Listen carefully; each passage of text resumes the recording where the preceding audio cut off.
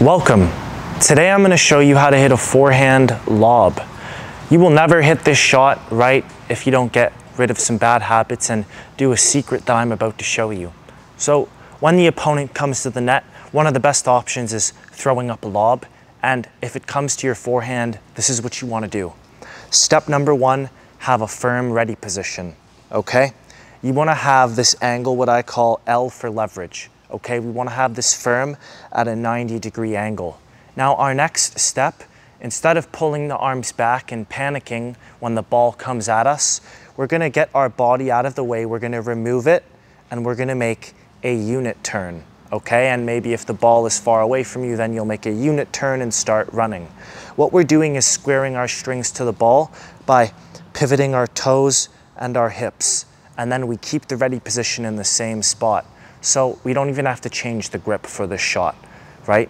Keep your left hand or non-dominant arm on the throat of the racket and square the strings to the ball. Now, what you're gonna do is the next part, which is you're gonna lay the racket face slightly open. And remember, we've set up at the height of the incoming ball.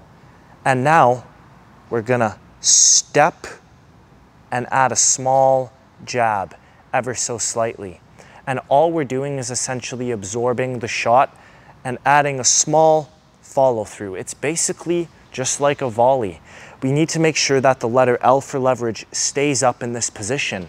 Okay, we don't want to lose this angle and become flimsy. A lot of people think that you lob by chopping it like this, but there's going to be too much backspin and the ball won't actually travel far enough to land deep. We want to lob past three-quarter court and around the baseline to make sure it gets over the person's head, right? We don't want them to smash an overhead.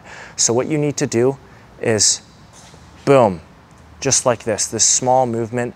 Feel like you catch the ball in the middle of your strings, and it doesn't have to have a crazy amount of underspin for you to lob. You just want to really, boom, very small follow through. Feel like you can throw it up, and as we do this, we have to step and hit at the same time. Okay, it's just like how I teach the volley. The lob is the same thing. So we come split step, unit turn, step and hit.